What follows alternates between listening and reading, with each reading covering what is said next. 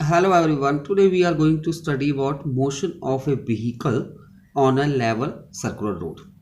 Means किसी vehicle का motion किस तरह का रोड है, सर्कुलर है और लेवल है. लेवल में फ्लैट है, कर्व है, वट फ्लैट है.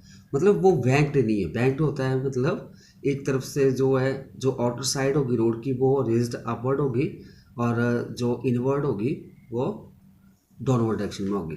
तो यहाँ पे जो हम केस ले रहे हैं वो ले रहे हैं लेवल सर्कुलर रोड. अभी ये हमारे पास लेवल सर्कुलर रोड आ गया. ठीक है, मान लो कोई कार जो है वो यहाँ पे विद वेलोसिटी v मूव कर रही है और उसका मास जो है m है.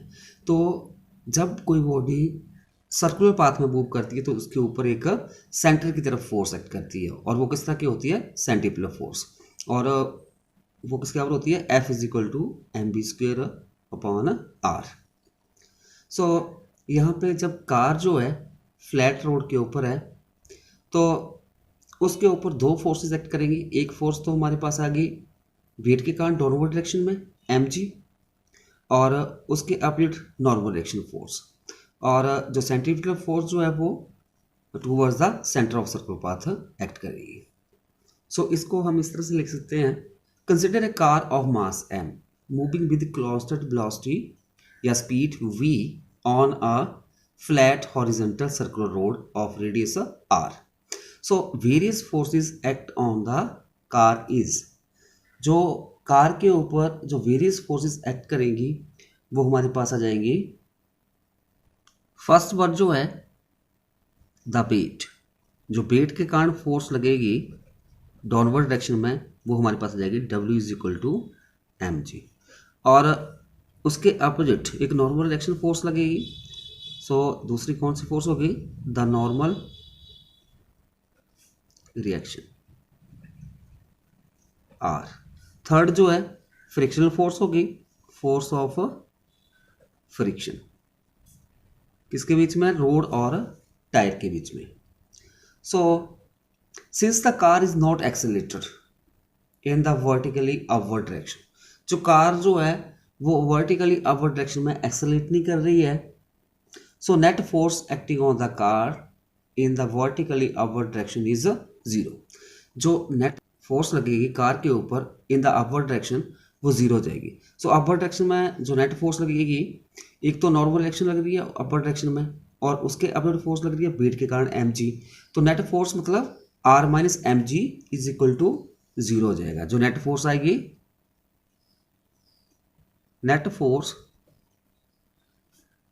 on car in upward direction equal to r minus m g is equal to 0. अभी थोड़ा इसको रीरेज कर देंगे तो हमारे पास आ जाएगा mg को इस साइड लेके जाएंगे तो वो प्लस का हो जाएगा, तो r is equal to m g. This is question number 1.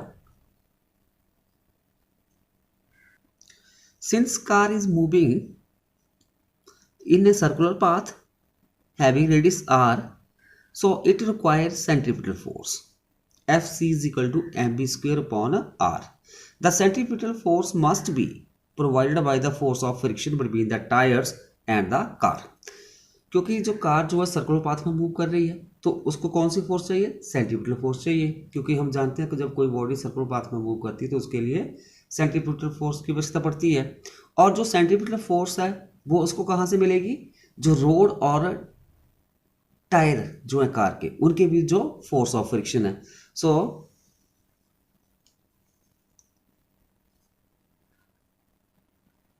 Force of friction को हम F के साथ लिखते हैं. सो F greater than equal to M B square upon R.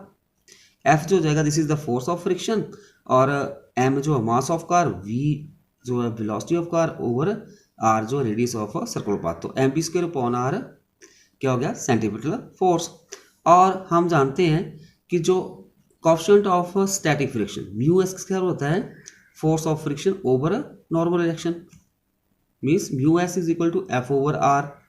So यहाँ पे हम रिलीज कर लेते हैं, जो फोर्स ऑफ फ्रिक्शन हो जाएगी म्यू एस आर. तो ये वाली जो वैल्यू है एफ की वो हम यहाँ पे पुट कर देंगे. सो एफ की जगह आएगा mu S r greater than equal to mv² upon r।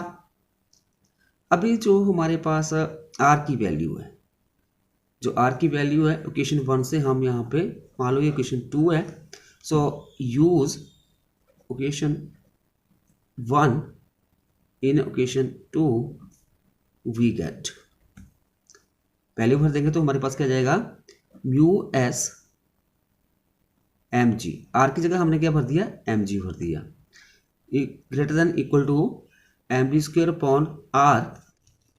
अब हम इसको रीरेज करेंगे to find the value of b, mu S M g over here m जो मल्टीप्लाई इस साइड लेके आएंगे तो डिवाइड बाय हो जाएगा और r इधर multiply, greater than equal to v², और v² यहाँ पे m के साथ m कैंसिल हो जाएगा, less than equal to mu S R G, और this is equal to v less than equal to, अभी स्क्वायर इस साइड स्क्वायर रूट बन जाएगा, square root mu S R G. So अगर कोई कार जो है वो टर्न ले रही है और रोड जो है वो फ्लैट है, अगर उसकी स्पीड कितनी होगी root mu S R g इसके इक्वल होगी या इससे लेस, तो वो सेफ टर्न ले सकेगी, अदरवाइज वो स्किड ऑफ हो जाएगी या गो ऑफ द रोड।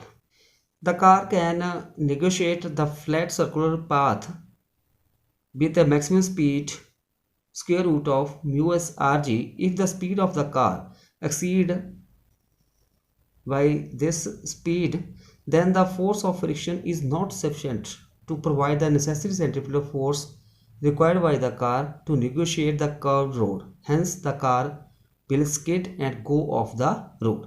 अगर जो कार है उसकी speed square root mu S R g इसके इक्वल है या लेस देन है तब वो सेफ टर्न ले पाएगी।